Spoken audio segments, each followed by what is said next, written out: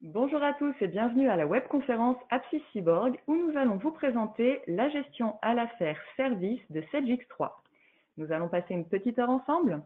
Cette session va être animée par Patrick Combe-Laboisière, consultant avant-vente chez Sage, et Jean-Pierre Boutin, avant-vente Sedgix3 chez Apsis Cyborg. Tout au long de cette session, vous pourrez nous poser vos questions sur le bandeau qui se trouve à droite de votre écran et nous y reviendrons en fin de conférence. Bonjour Jean-Pierre. Bonjour Charlotte, bonjour Patrick. Bonjour à tous. Bonjour à tous. Ce que l'on vous propose donc, c'est une projection sur la gestion à l'affaire, donc éditée par Sage. En préambule à cette présentation, nous allons juste rapidement passer. Je me mets, excusez-moi, sur la partie sommaire. Donc, 2 slides pour présenter qui sommes-nous, Apsis Cyborg en tant qu'intégrateur, pour ensuite passer le relais donc à Patrick et vous faire un focus sur le module de gestion d'affaires service. Tout d'abord, qui sommes-nous? Donc, Apsis Cyborg, nous sommes présents sur le marché de l'intégration de logiciels depuis plus de 30 ans. Donc avec 30 années d'expertise autour de différentes solutions. Aujourd'hui, nous comptons pas loin voire un petit peu plus même de 3300 clients, qui représentent donc un chiffre d'affaires de 64 millions d'euros sur l'exercice précédent, avec, malgré une année un petit peu perturbée sur 2020, une projection qui s'annonce très bonne pour cet exercice 2020. Nous comptons aujourd'hui un peu plus de 520 collaborateurs répartis sur environ une quinzaine d'agences. Nous représentons donc Apsis Cyborg sur l'ensemble du territoire français, mais aussi nous sommes présents en Belgique et au Royaume-Uni. Apsis Cyborg intervient autour de 3 grands métiers, 3 grands pôles, donc l'intégration de solutions.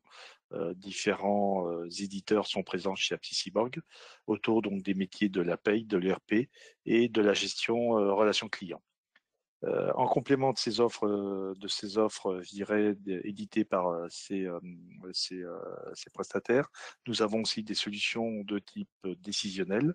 Donc, nous assurons des prestations autour de projets traitant du domaine du reporting et d'applications business intelligence.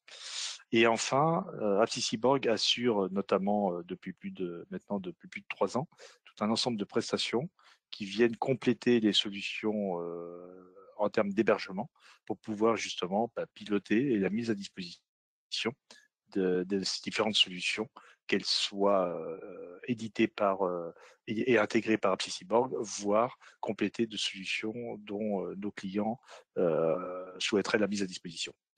Un autre métier aussi qui est totalement transverse, c'est la gestion du conseil. Donc, c'est un nouveau service chez Apsis Cyborg qui nous permet d'accompagner nos clients autour de prestations pour encore mieux réfléchir à leur système d'information.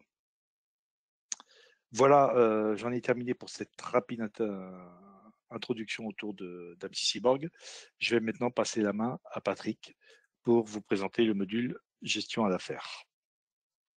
Service. Merci Jean-Pierre. Donc effectivement, pourquoi parler aujourd'hui de gestion d'affaires et particulièrement autour des services, hein, c'est qu'on a un constat, c'est que les entreprises industrielles sont amenées à vendre de plus en plus de services, hein, au-delà de réaliser une infrastructure, de construire quelque chose.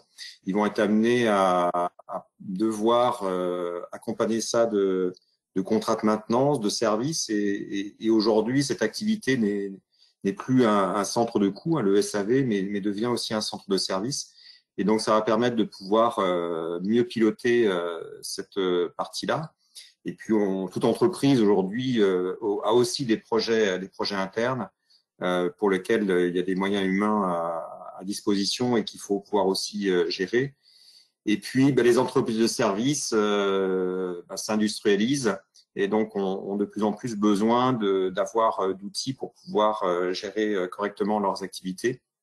Et donc, tout ceci fait que on a été amené à pouvoir maintenant proposer une solution qui va permettre de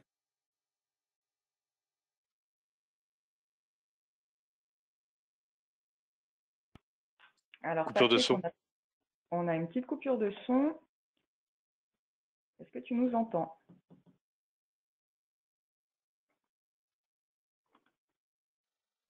Patrick? C'est bon, vous m'entendez à nouveau? Oui, c'est revenu. Super, merci beaucoup. Ça a été coupé, effectivement. Voilà, donc dans X3, donc notre gestion d'affaires va avoir en fait deux orientations dans cette gestion. On va avoir toute une partie qui va être une gestion opérationnelle et une autre partie suivi financier. Cette partie gestion opérationnelle va se retrouver raccrochée à l'ensemble des flux de l'entreprise, de l'ERP. C'est-à-dire qu'on va retrouver cette notion d'affaires dès l'initialisation de projets commerciaux, donc au niveau de la CRM. Après, dans toute la réalisation d'achats, vont aussi se retrouver raccrochés à une notion d'affaires. Bon, si on avait de la fabrication, on aurait aussi ces éléments qui seraient raccrochés à l'affaire. Et puis après, tout le flux vente, facturation va de fait aussi être raccroché à cette affaire. Et puis, je vous avais évoqué qu'effectivement, on a aussi des notions de contrat de service, toute une activité de maintenance qu'on va pouvoir gérer, qui sera aussi raccrochée à cette notion d'affaires. Et puis, on va avoir un moteur qu'on appelle ici la gestion des tâches, qui va permettre justement de gérer l'organisation de l'affaire et d'avoir le lien avec l'ensemble des flux que l'on va avoir dans X3.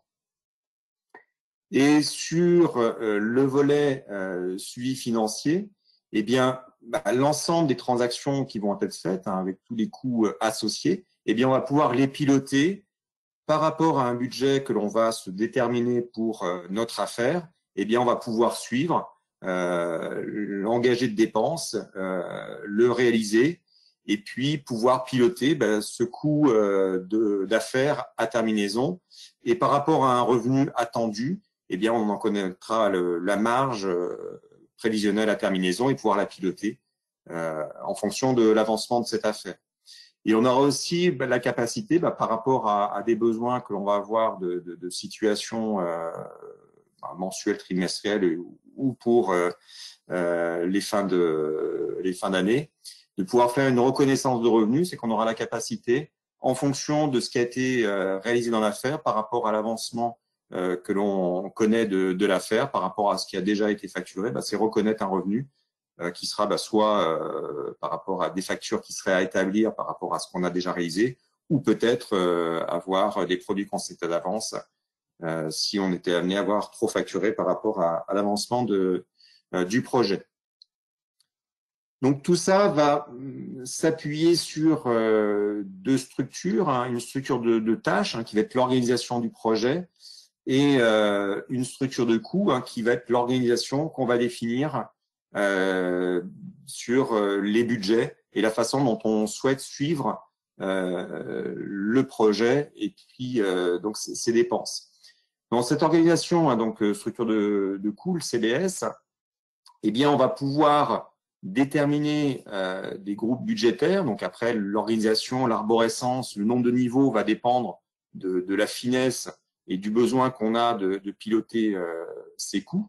Donc on peut avoir un groupe budget unique et c'est tout, mais jusqu'à 2, 3. Il n'y a pas de limite après dans l'arborescence et les niveaux qu'on souhaite définir.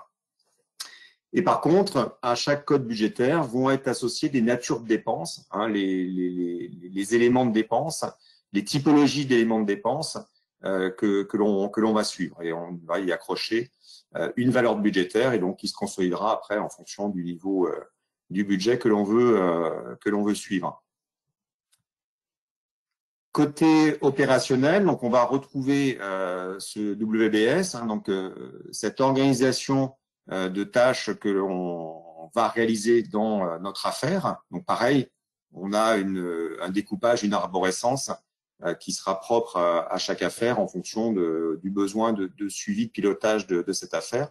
Donc on peut aussi avoir une phase avec 1000 heures et qui se réalisera. Mais par contre, c'est vrai qu'en termes de pilotage de suivi, savoir où on en est, est-ce qu'on a un avance en retard, sera peut-être un peu plus difficile. Donc, on a cette capacité de pouvoir découper en différentes tâches.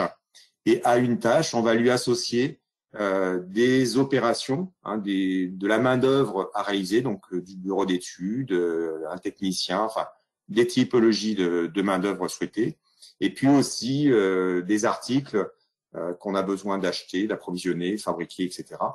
Et donc tous ces éléments-là, eh bien, en fonction du rattachement que l'on fera en disant cette tâche-là, eh bien, elle est associée à tel code budget, eh bien, ces différentes dépenses vont remonter en fonction des natures de dépenses sur les codes budgétaires. Et ce qui permettra d'avoir, eh bien, ce suivi budgétaire entre mes dépenses associées à des tâches et les budgets que j'aurai définis. Troisième élément du triptyque, c'est la notion du revenu. C'est que je vais associer mes contrats de vente à une affaire, voir s'il est lui-même détaillé, pouvoir raccrocher à des éléments de code budgétaire, ce qui permettra du coup de pouvoir avoir ce pilotage de la marge entre l'élément de ma vente et l'élément de ma dépense. Si on regarde maintenant la fin de l'histoire, ce qu'on pourrait avoir en termes d'analyse, et on va rentrer dans un tableau de suivi qu'on pourrait avoir de l'ensemble de nos affaires qui sont ici en cours. Donc, tout simplement, on va pouvoir filtrer en disant je veux visualiser les éléments associés à cette affaire-là. Donc, on a du coup l'ensemble des indicateurs qui se retrouvent affichés par rapport à ça. Ce qui nous permet de voir tout de suite, effectivement, cette notion de suivi budgétaire là, qui est exprimée avec d'un côté en rouge le budget, en face, on voit symboliser la partie de ce qui est déjà dépensé, de ce qui est engagé, de ce qui reste à dépenser. On peut voir en fonction des différentes phases que l'on a du projet, l'avancement de réalisation, les heures qui ont été passées sur les différentes phases et donc de pouvoir visualiser où on en est dans ce projet, et puis aussi les différents types de dépenses qui sont aussi matérialisés par rapport à la taille et donc le volume de dépenses par rapport au global de l'affaire. Donc des éléments visuels qui permettent de piloter ça, et qu'on retrouve ici en éléments chiffrés pour mon affaire, où on trouve effectivement le budget, la valeur, les différents éléments de coût, donc l'engagé, le réalisé et ce qui reste engagé, qui me donne mon coût prévisionnel et qui permet du coup d'avoir tout de suite une vision de marge par rapport, d'écart par rapport à mon budget initial et par rapport à la vente prévue, quelle est la marge qu'on attend sur ce projet.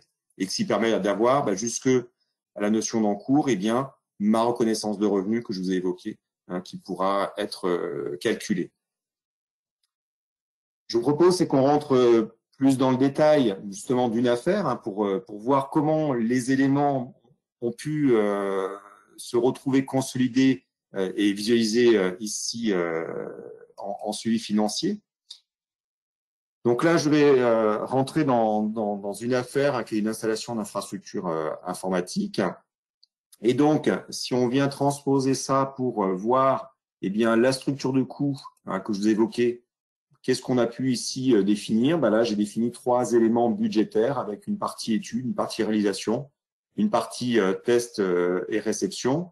Si je regarde plus en détail, par exemple, la partie réalisation, on a différentes lignes budgétaires qui ont été associées avec du matériel spécifique, avec un certain coût, du câbleur, du technicien, qui ont aussi un certain nombre d'heures et un certain coût budgété. Si maintenant on regarde la partie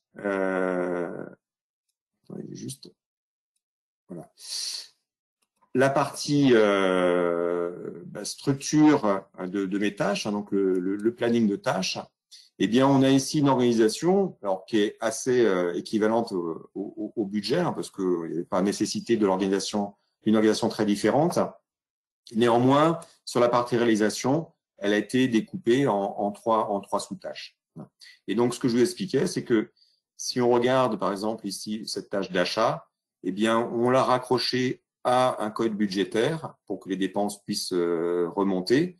Et puis, on va retrouver un détail d'éléments de réalisation avec des opérations. Là, j'ai une opération d'étude qui a été associée à ça, avec un nombre d'heures prévues. On retrouve du matériel qui est nécessaire pour faire cette réalisation. C'est qu'on va, du coup, pour chacune des tâches, définir quels sont mes besoins humains et mes besoins matériels pour sa réalisation. Et puis, bien sûr, on va retrouver des notions de date qui vont permettre d'avoir le jalonnement de mon projet, mais qui me permettra du coup aussi en termes de besoins moyens humains de savoir à quelle date j'en ai besoin et en termes de besoins matériels de savoir à quel moment j'en ai besoin.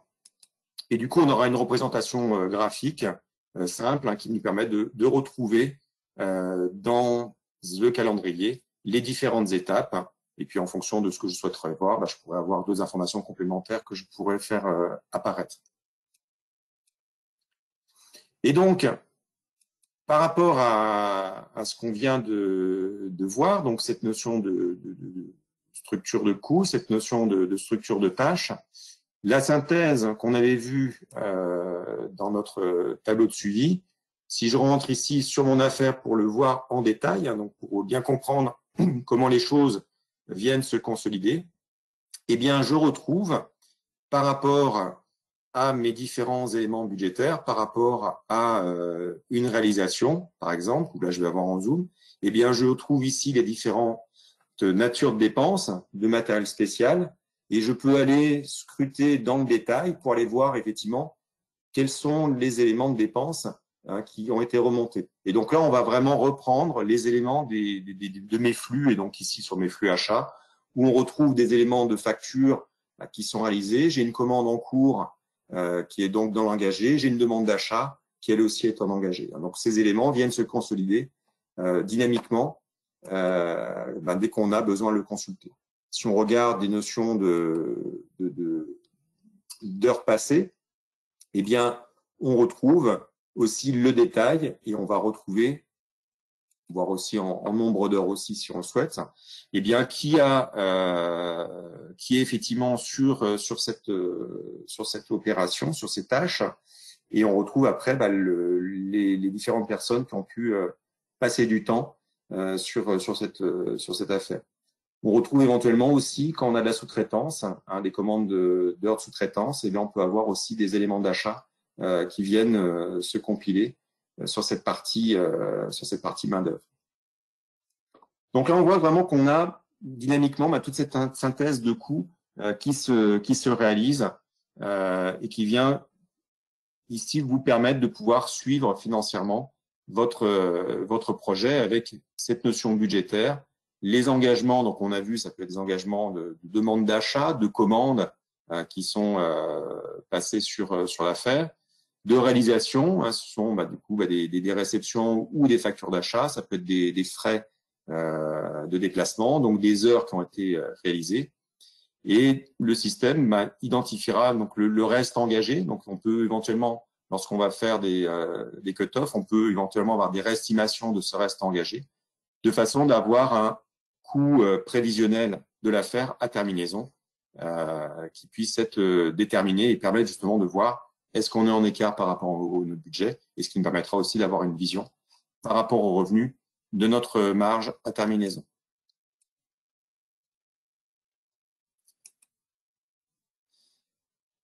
Donc, sur la vie de l'affaire, donc si on a des projets d'affaires, eh bien, on va pouvoir, au début de ce projet, qui sera un projet commercial, pouvoir construire une offre qui nous permettra de définir un certain nombre d'éléments autour de ce projet. On peut éventuellement imaginer aussi peut-être d'avoir des outils de visage externe dans lesquels on viendrait intégrer des éléments de calculation dans cet objet offre, et on va avoir des circuits de validation de ces offres qui, au moment où mon offre est validée, vont permettre justement d'alimenter, de construire notre affaire avec ses dimensions de budget et ses dimensions de tâches, et aussi de pouvoir initier mon contrat de vente. On aura la capacité aussi de définir des modèles d'affaires, hein, parce qu'on peut avoir dans les structures des choses qui peuvent être reproductibles dans le temps. Donc, il sera aussi possible de pouvoir copier des modèles de façon à pouvoir alimenter ces structures budgétaires et structures de tâches qu'on a sur les affaires si on ne les a pas déterminées en amont. Pour voir comment effectivement se présente cette notion d'offre, eh bien, on va avoir tout un élément de suivi qui va être plus ce suivi CRM avec des notions de montant prévisionnel, de conclusion espérée, pardon. Voilà. Et après, on va retrouver toute la dimension de ce que notre affaire. Donc, on va avoir déjà des définitions justement de phasage d'affaires, de budget d'affaires. Donc, on a déjà cette notion par rapport à la structuration de notre affaire derrière, et dans lequel on va pouvoir déterminer quels sont les éléments de main-d'œuvre nécessaires, quels sont les éléments d'achat qui sont nécessaires. Tout un nombre d'éléments qui permettent d'avoir une vision coût prévisionnel du projet par rapport à ce que l'on met, de pouvoir en déterminer aussi une notion de prix de vente, qui vont nous donner, in fine, par rapport aux éléments vente qui sont ici surlignés, vont alimenter les éléments de contrat, et les autres lignes qui vont, elles, alimenter les éléments de mon affaire. Et donc, lorsqu'on va valider, ça permettra effectivement d'avoir cette alimentation automatique par rapport à ces éléments de projet. Avec une possibilité d'avoir des notions de catalogue qui vont permettre de créer justement ces offres-là par un principe de Lego, où je vais pouvoir choisir en disant, voilà, j'ai des éléments complémentaires à ajouter, eh bien, je vais tout simplement cocher des éléments complémentaires qui vont venir se rajouter. Donc, on a tout un bloc ici qui vient se rajouter automatiquement. Donc, à partir du moment où on a des éléments qui sont normés, on peut comme ça les construire. Et après, bien sûr, on peut toujours après adapter dans l'offre en termes de quantité, rajouter des lignes, supprimer des lignes. Mais on a cette notion de catalogue souvent qui va permettre de faciliter la construction de ces offres.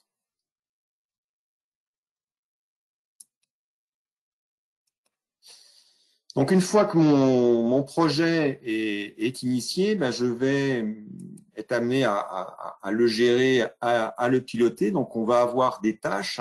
Il va falloir qu'on lance les tâches pour qu'on puisse les réaliser. Et derrière, on va avoir tout un suivi de réalisation de la main-d'œuvre, des personnes qui vont travailler sur ce projet.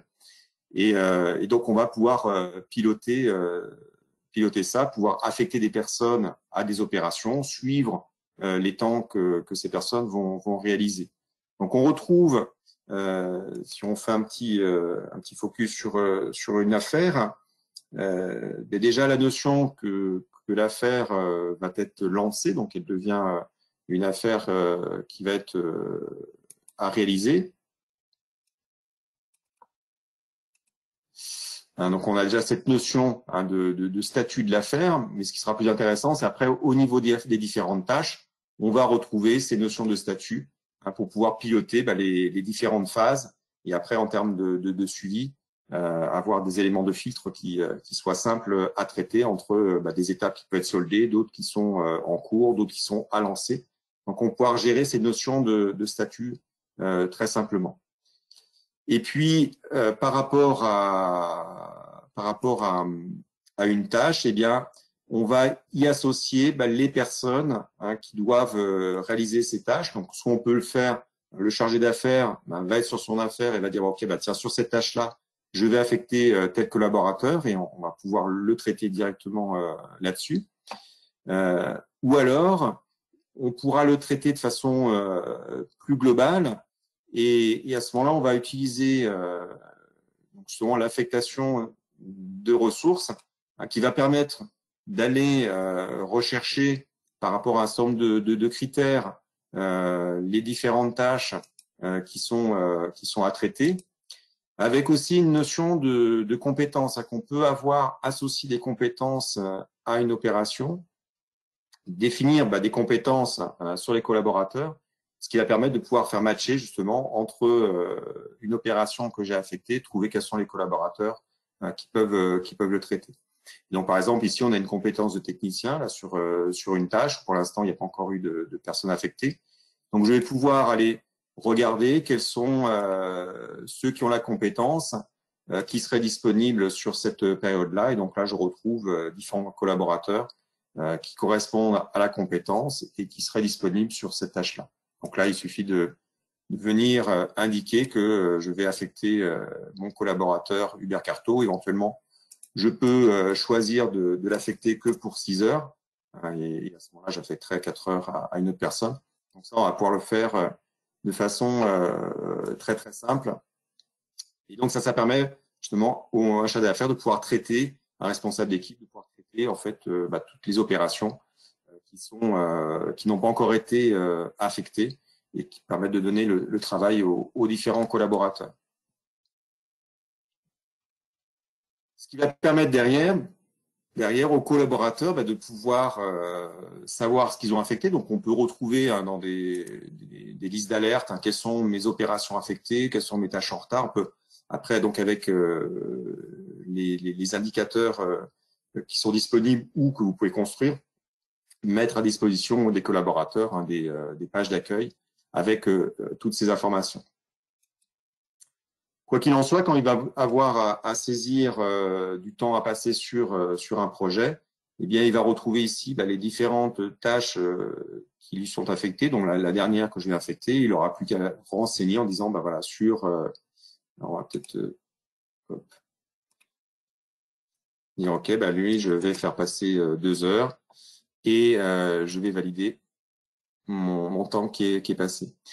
Et donc, ça va permettre aux collaborateurs d'avoir la possibilité de renseigner ses temps. Alors après, en fonction de ce qu'on définit, soit c'est automatiquement validé et il aura son super hiérarchique qui pourra prendre en compte ses temps à valider.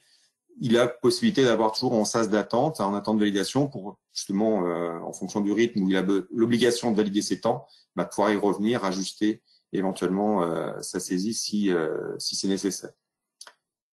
Et donc, derrière, on va avoir différentes étapes qui vont permettre, après validation utilisateur, d'avoir des étapes de contrôle et de validation avant que l'on comptabilise ces heures de façon à retrouver dans le suivi purement comptable ces heures de réalisation. Il pourra aussi renseigner des éléments de frais que l'on remontera du coup aussi au niveau de notre affaire. Et ce qui sera intéressant, c'est que si on est dans des contextes multi-sociétés, il est possible que des collaborateurs d'une société interviennent sur l'affaire d'une autre société. Et donc ça, on pourra le faire sans aucun problème et du coup consolider les coûts à ce niveau-là. Et on sera capable de pouvoir générer une facturation justement entre les deux sociétés de façon à refacturer les heures réalisées à l'autre société. Du coup, on aura une facture client faite d'un côté et la facture d'achat qui sera initiée de l'autre côté. Donc, vous avez évoqué qu'on avait aussi des notions de gestion de sous-traitance que l'on pourra prendre en compte et du coup comptabiliser ça dans notre suivi d'avancement des heures réalisées. Et puis, si on a une partie SAV, les interventions qui sont faites dans le SAV viendront se compiler dans le suivi de réalisation de ces affaires. La deuxième dimension de dépenses que l'on peut avoir sur une affaire, on a des grosses dimensions, c'est toute la dimension achat de matériel qui peuvent être à faire. Eh bien, par rapport aux éléments d'article qu'on a pu identifier sur des tâches, comme je l'ai montré tout à l'heure, eh bien, on va avoir des besoins qui seront associés à ces tâches à partir du moment où on aura lancé la tâche. Et puis, notre calcul de besoin net, lui, va permettre d'identifier tous ces éléments, les compiler et pouvoir faire des propositions d'achat par rapport à ces éléments identifiés. Bien sûr, il sera aussi possible, si on n'a pas initié un besoin sur une affaire, il sera toujours possible de saisir des commandes d'achat directement sur une affaire et qui du coup reviendront en coût et en suivi sur l'affaire.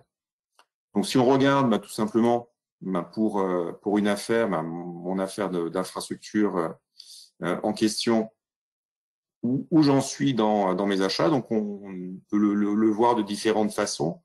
Ça peut être de demander au système, montre-moi la vision globale, et donc on a une notion de synthèse qui va nous montrer pour cette affaire. Une marge plus large. Et donc, on revoit ici les différents matériels avec la demande de l'affaire. Donc, il y en a où il y a déjà une commande d'achat qui est dite planifiée, c'est-à-dire que ça reprend la demande d'achat que j'avais vue tout à l'heure dans mon suivi financier. J'ai ici le serveur pour lequel il y a une commande d'achat ferme, donc la commande est déjà dans le système réalisé. Et là, j'ai une dernière demande d'affaires pour une baisse serveur qui, elle, pour l'instant, est suggérée. Donc, c'est mon CBN qui m'a identifié que j'ai cette commande d'achat à faire. Il me la suggère et je n'aurai à ce moment-là que à faire la demande d'achat ou la commander en fonction des droits et du processus qu'on a dans l'entreprise. Donc, on a vraiment toujours cette vision synthétique qui va faciliter aux personnes qui vont gérer ces approvisionnements pour être sûr qu'il n'y a rien d'oublié. Bien sûr, cette notion de planning global, je peux l'avoir pour l'ensemble des affaires. Je ne suis pas obligé de le traiter affaire par affaire, mais je pourrais le faire de façon globale. La facturation d'affaires est aussi une dimension qu'on va pouvoir traiter en fonction des différents cas de figure classiques qu'on rencontre. C'est qu'on peut avoir besoin de gérer une facturation au jalon. C'est par rapport à des étapes de mon projet. Eh bien, j'ai des facturations qui sont prévues et qui se déclencheront. Donc, on va avoir un échéancier de facture qui va être défini avec une association de ces jalons qui permettront de déclencher la facturation quand ce jalon sera valide. Ça peut être aussi une facturation à l'avancement, c'est-à-dire que dans ce contexte, c'est par rapport au pourcentage d'avancement qu'on a déterminé sur l'affaire et par rapport à l'avancement précédemment facturé, eh bien, on va générer une facturation de l'écart d'avancement. Et puis, la troisième typologie de facturation qu'on rencontre aussi fréquemment, c'est facturation régie, où là, c'est par rapport à des heures de prestations réalisées, eh bien, on déclenchera la facturation par rapport à ces heures de réalisation. D'accord ? Alors que les autres cas, on est plus sur des éléments forfaits en termes de contrat de vente. Donc, si on regarde juste pour illustrer ce cas-là, eh bien, on retrouve sur une affaire jalon, donc si on va directement sur le calendrier de facturation, eh bien, on retrouve mes différentes étapes, mes différentes échéances de mon calendrier de facturation, avec une première qui a déjà été facturée. Et donc, on voit ici qu'on a des notions de tâches liées. Et si on regarde effectivement la première tâche, si je reviens dans mon planning de tâches, il a bien lié à cet élément d'étude qui est soldé et qui fait que ma facturation a pu être émise. Et si on prend un autre cas d'un élément avec un échéancier de facturation, donc on retrouve une première échéance qui a déjà été facturée avec un avancement qui était à 36%. Et là, on a une deuxième échéance qui est encore facturée, mais qui pourrait être facturée parce qu'on a un avancement de 40% et il facturera donc les 4% d'écart entre les deux. Donc voilà pour des exemples d'illustration associées. Très rapidement, j'ai évoqué qu'effectivement, on va pouvoir gérer toute la dimension service, contrat de maintenance associé. Donc, on va pouvoir raccrocher une affaire, un contrat de service, d'accord. Et ce contrat de service va lui avoir des cycles de facturation hein, qui vont être définis. On va avoir une récurrence qui peut être déterminée où c'est tous les mois je facture. Ça peut être je facture parce que l'intervention qui est prévue dans le contrat est réalisée et à ce moment-là, la facturation ne se déclenchera que dans ce contexte-là. Et puis aussi, on peut avoir un principe de facturation qu'on appelle facturation à un point. On prend toujours l'exemple du contrat photocopieur. Hein, vous avez un contrat pour 1000 copies. Lors de l'intervention de maintenance, si vous avez fait 900 copies, vous avez la facturation du forfait à 1000. Et s'il y en a 1100, ça sera le forfait plus une valeur unitaire par copie complémentaire. Voilà. Et donc tout ça, on va l'associer à une gestion de demande de service, donc de prestations, hein, qui permettra de suivre l'activité, d'heures passées au titre de ces contrats, et puis aussi de consommables, de matériel qui serait utilisé sur ces interventions dans ces contrats. Donc, on a vu déjà au gré des différents éléments que j'ai présentés jusque-là, des éléments qui permettent de suivre, piloter notre affaire. Hein. Donc, on a vu des éléments de suivi financier, de suivi d'avancement de notre affaire, de tableau de bord. Il y a un élément complémentaire qui va permettre de pouvoir suivre justement mon projet à différentes étapes, hein, ce qu'on appelle le snapshot. C'est cette possibilité de pouvoir faire des images de mon projet à différents moments de sa vie, de façon à pouvoir les comparer. D'accord ? Donc, si on prend juste pour exemple, pour illustrer la chose, donc ce qui va permettre notamment, lorsqu'on fait des situations financières chaque mois, pouvoir les photographier en fait, et les conserver, et après pouvoir les comparer entre une situation d'un mois, les situations d'un mois précédent. Mais ça peut être aussi parce que je peux avoir des évolutions budgétaires, faire des snapshots de ces différents éléments. Alors, je vais revenir sur mes clichés, comme ça on va voir par exemple ici. Donc là, j'ai différents clichés qui ont été faits lors du budget initial. Hein, j'ai une image qui a été faite. Il y a un avenant qui a été fait sur un budget. J'ai aussi une image qui a été faite. J'ai une situation. Donc là, j'ai une image. Et donc, ce qui peut permettre très simplement après de pouvoir les comparer. Donc, si je veux faire par exemple par rapport à mon budget initial, eh bien, je vais regarder qu'est-ce qui a bougé quand j'ai eu la modification du budget avenant 1.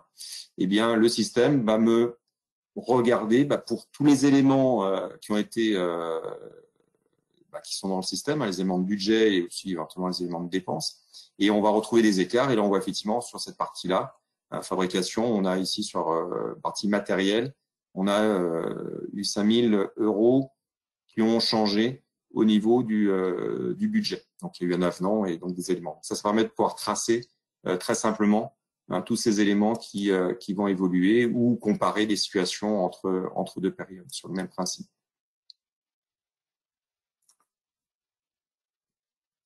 Et dernier élément que je souhaitais vous présenter, voilà, c'est la notion de reconnaissance de revenus. Hein, c'est lorsque je suis à ma situation, eh bien, par rapport à l'avancement de mon affaire, eh bien, je vais demander au système de calculer est-ce que j'ai du revenu à reconnaître ou pas par rapport à mon avancement, par rapport à ce que j'ai déjà facturé.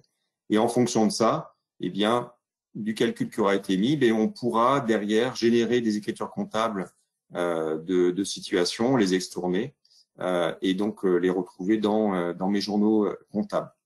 On peut voir un exemple de ce que le système a pu calculer donc sur une affaire. Donc après, on a des méthodes de calcul qui peuvent être ajustées. On peut avoir plusieurs méthodes de calcul et puis vous avez accès aux formules pour pouvoir prendre en fonction de votre contexte les éléments qui vous intéressent. Donc, on retrouve l'élément de revenu qui est prévu à terminaison, les éléments de revenus à l'instant T, qu'est-ce qu'on a déjà facturé, qu'est-ce qui a déjà été calculé, qu'est-ce qui a déjà été réalisé. Donc, ça, ce sont les éléments purement comptables, puisque là, on est vraiment dans une situation vision financière comptable. Et puis, par rapport à l'avancement de mon affaire, par rapport au coût que le système a calculé à terminaison, eh bien, ça lui permet de déterminer quel est mon avancement associé.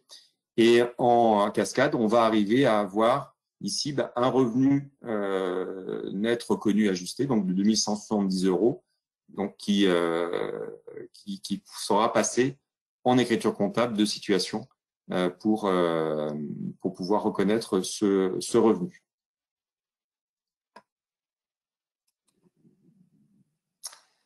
Donc voilà, donc je vous ai présenté de façon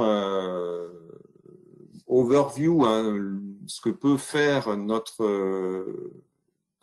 module de gestion d'affaires service, de façon à pouvoir gérer les différentes dimensions que vous pouvez avoir à gérer dans un projet, toute la dimension moyen humain, toute la dimension de matériel nécessaire pour la réalisation, et derrière d'avoir ce suivi financier pour pouvoir piloter les éléments de coût, la marge que vous avez sur votre affaire. Je vais pouvoir redonner la main. Merci Patrick pour cette présentation. C'était un plaisir. Bien, passons à la session questions-réponses. Donc, une première question. Donc, est-ce que le module de PJMS est un nouveau module ou un complément de la gestion à l'affaire? Donc, effectivement, oui, je ne l'ai pas précisé, mais donc on a le module PJM, donc gestion d'affaires, qui est un premier module, et on a complété ce module par un module PJM qu'on appelle PJM Service, qui vient rajouter un certain nombre d'éléments fonctionnels comme l'objet offre que je vous ai évoqué, comme des fonctions autour de la gestion d'affectation de ressources, et aussi autour de la gestion des contrats. On a rajouté des éléments fonctionnels sur des typologies de facturation et l'association aussi de l'activité. Donc, il y a un certain nombre d'éléments complémentaires qui ont été ajoutés avec ce module-là. Donc, c'est bien un module complémentaire. Merci. Nouvelle question. Est-ce qu'une facture fournisseur qui est prise en compte dans l'affaire peut être affectée à plusieurs affaires? L'affectation est faite à la ligne. Donc, si une facture a X lignes, je peux avoir X affectations à des affaires différentes. Par contre, je ne saurais pas découper une ligne de facture sur plusieurs affaires. Merci. Nouvelle question. Donc, qu'en est-il de la gestion commerciale? Avez-vous un module à présenter? La gestion commerciale, oui, on a. Là, j'ai montré la partie émergente du processus affaires, des éléments qui sont en lien. Par contre, après, on a bien sûr une partie gestion de vente dans laquelle je ne suis pas rentré dans le détail. Après, on a sur la partie achat, pareil, j'ai montré ce qui va initier la gestion, création d'un achat. Par contre, on a un flux d'achat qui, lui, est complet. Donc, bien sûr, on a tous les éléments, on va dire, basiques d'un ERP qui sont présents dans la solution et qui font partie du socle standard.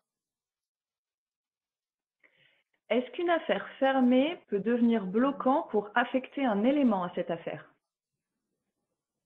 Une fois qu'une affaire est fermée, je ne peux plus affecter de choses sur cette affaire puisqu'elle est fermée. Il y a un contrôle qui est fait, oui. Sedgix3 peut-il s'interfacer avec Sedge sans Cloud Comptabilité?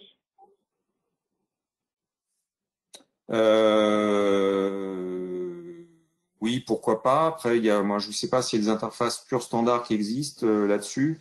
Enfin, tout est interfaçable.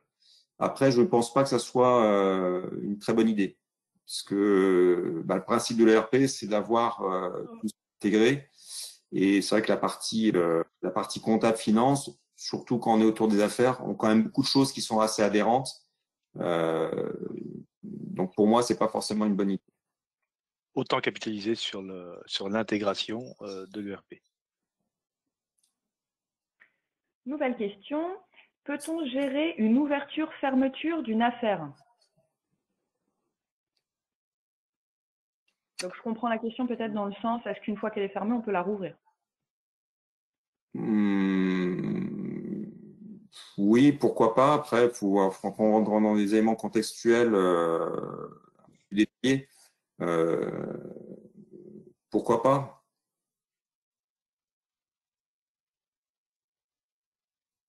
Merci. Il y a forcément des contraintes et des règles à mettre autour de ça, oui, tout à fait. Merci. Bien, je crois que nous n'avons plus d'autres questions. Je vous laisse encore une petite seconde hein, si vous avez besoin d'un complément d'infos.